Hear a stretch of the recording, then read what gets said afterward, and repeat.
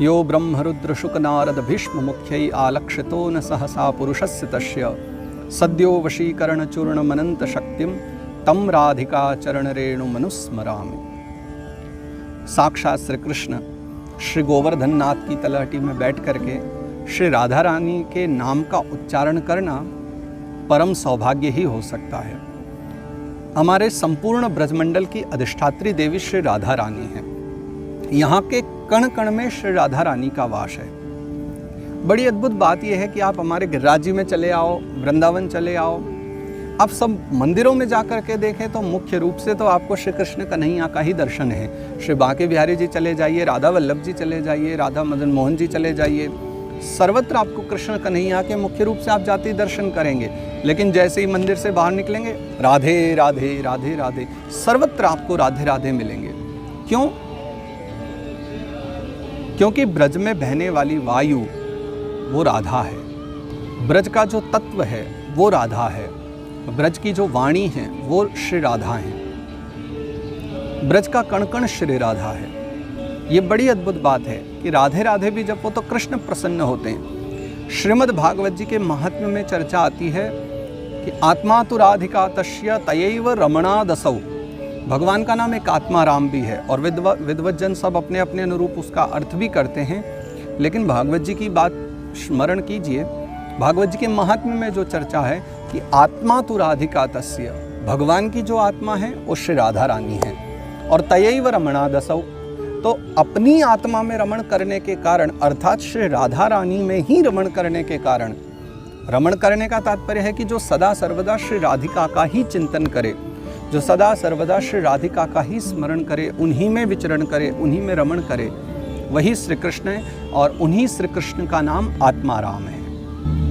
देवी भागवत जी के अनुसार भी श्री राधा रानी ही मूल कारण है, उनके द्वारा ही समस्त सृष्टि का आरंभ है। राधा और कृष्ण दोनों एक ही तत्व हैं, दोनों विभिन्न नहीं हैं। हाँ, लीला परक जितने भी ग्रंथ हैं भगवान के, उनमें दर्शन करें तो दो अलग अलग लीलाओं का दर्शन हम करते हैं, परंतु मूलतः जब संतों की शरण में बैठ करके श्रवण करेंगे तो राधा और श्री कृष्ण, श्री राधा श्री कृष्ण की जो लीला है वो एक रूपता ही है, वो दोनों एक ही तत्व रूप में विराजमान है। कृष्ण कर्म है तो श्री राधा रानी भक्ति है। एक और श्री कृष्ण जहाँ कुरुक्षेत्र की भूमि में खड़े होकर के कर्म का उपदेश कर रहे हैं, तो वहीं श्री राधा रानी के रूप में वो प्रेम और भक्ति का उपदेश संसार को कर रहे हैं। गोपाल सहस्त्रनाम के महात्म्य में भी भगवान भोलेनाथ स्वयं माता पार्वती को कितनी प्यारी बात समझा रहे हैं। गौर तेज विना यस्तु श्याम तेज समर्चयेत, जपेद्वा ध्यायते वापि सभवेत पातकी शिवे।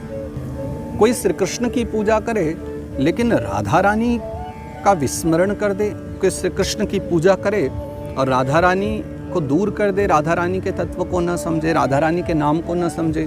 महादेव तो यहाँ तक कहते हैं कि वो पातकी होता है। देखिए, इतना अच्छा कर्म करने वाला व्यक्ति भी जो कृष्ण को स्मरण कर रहा है, कृष्ण का नाम जप रहा है, लेकिन राधा रानी से कोई विरोधाभास रखे, कृष्ण कृष्ण को ही सब कुछ माने और राधा रानी से बिल्कुल भी नामोच्चारण न करे, राधा रानी का प्रेम ही जिसके हृदय में न हो, ऐसे व्यक्ति का तो कृष्ण जपना भी पाप को देने वाला है। सभवेत पातकी शिवे, महादेव स्वयं इस बात का वर्णन कर रहे हैं, महादेव प्रमाण दे रहे हैं इस बात का। राधा रति सुखोपे तो राधा मोहन तत्परः, जो श्री राधा रानी के प्रसन्नता के लिए सदा कर्म कर रहे हैं। राधा मुखाब्ज मार्तंडो, राधा रानी की प्रसन्नता किसमें? कृष्ण से है, क्योंकि राधा रानी के मुख कमल को खिलाने के लिए श्री कृष्ण सूर्य है।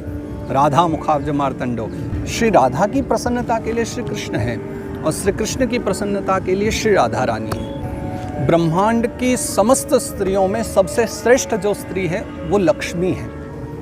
लक्ष्मी को कहा गया है कि लक्ष्मी समस्त स्त्रियों में श्रेष्ठ है, और समस्त लक्ष्मियों में अगर कहा जाए तो श्री राधा रानी श्रेष्ठ है, क्योंकि वो नारी नहीं, वो दिव्य नारी है, वो दिव्य स्वरूपा हैं।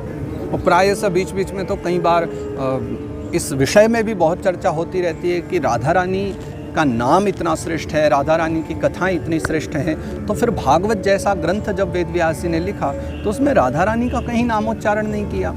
भगवान सुखदेव ने कथा गाते हुए कहीं राधा रानी का नामोच्चारण नहीं किया, तो बिना श्री राधा के कृष्ण कथा की पूर्णाहुति कैसे हो गई? कृष्ण कथा पूरी कैसे हो गई बिना राधा रानी के? तो क्या भागवत जी में राधा नाम है या नहीं? ये सत्यता है। बिना श्री राधा के श्री कृष्ण कथा की पूर्ति कैसे हो सकती है? लेकिन क्योंकि श्री राधा तत्व ही मूल है, उनके बिना ही श्री कृष्ण की कथा अधूरी है। संभवतः उस गूढ़ रहस्य को जान करके ही भगवान सुखदेव ने ये नामोच्चारण ही नहीं किया। श्री शुक प्रगट कियो नहीं आते, जानी सार को सार। ये सार नहीं, सार का भी सार है। ये मूल तत्व है, ये गूढ़ तत्व है, इसलिए कहीं नामोच्चारण नहीं। अब अगर आप स्पष्ट प्रश्न करो क्या भागवत जी में राधा नाम है, तो उसका उत्तर है कि नहीं, भागवत जी में राधा नाम नहीं है। लेकिन अगर कोई ये प्रश्न करे क्या श्री भागवत जी में, श्रीमद् भागवत जी में श्री राधा तत्व है, श्री राधा भाव है, तो ये आप कह सकते हो कि श्रीमद् भागवत जी का संपूर्ण 10वां स्कंद भागवत जी के ही श्री राधा रानी के भाव से ही परिपूर्ण है। श्री राधा के भाव के बिना 10वां स्कंद की पूर्णाहुति हो ही नहीं सकती। इसलिए संपूर्ण भागवत, संपूर्ण 10वां स्कंद, संपूर्ण कथा, श्री कृष्ण कथा, वो राधा रानी के भाव से प्रेरित है, श्री राधा रानी के भाव से भरी हुई कथा है।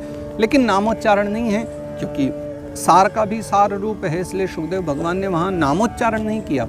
लेकिन मूल तत्व के रूप में वहाँ भी श्री राधा रानी विद्यमान है। इसलिए महात्म्य में प्रसंग में चर्चा करके सब समझा दी है वो बात तो, कि आत्मा तो राधिका तस्य अतयैव रमणा दशो।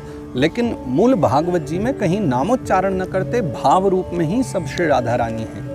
शरीर भोगेशु नचाति लालसा। आहा, इतनी अद्भुत बातें लिखी हुई हैं गोपाल चंपू में श्री राधा रानी के विषय में कि इनका इतना अद्भुत प्रेम है। वहाँ कहीं शरीर के भोग की बात नहीं है, वहाँ कोई शरीर की लालसा नहीं है, कोई भोग की लालसा नहीं है। अपितु क्योंकि श्री कृष्ण तो पूर्णतः आप्त काम है, उनके पास तो गोप, ग्वाल, वृंदावन, गोवर्धन, यमुना सब कुछ है। पूर्ण आप्त काम कहा गया है। भगवान के तो विभिन्न नाम हैं।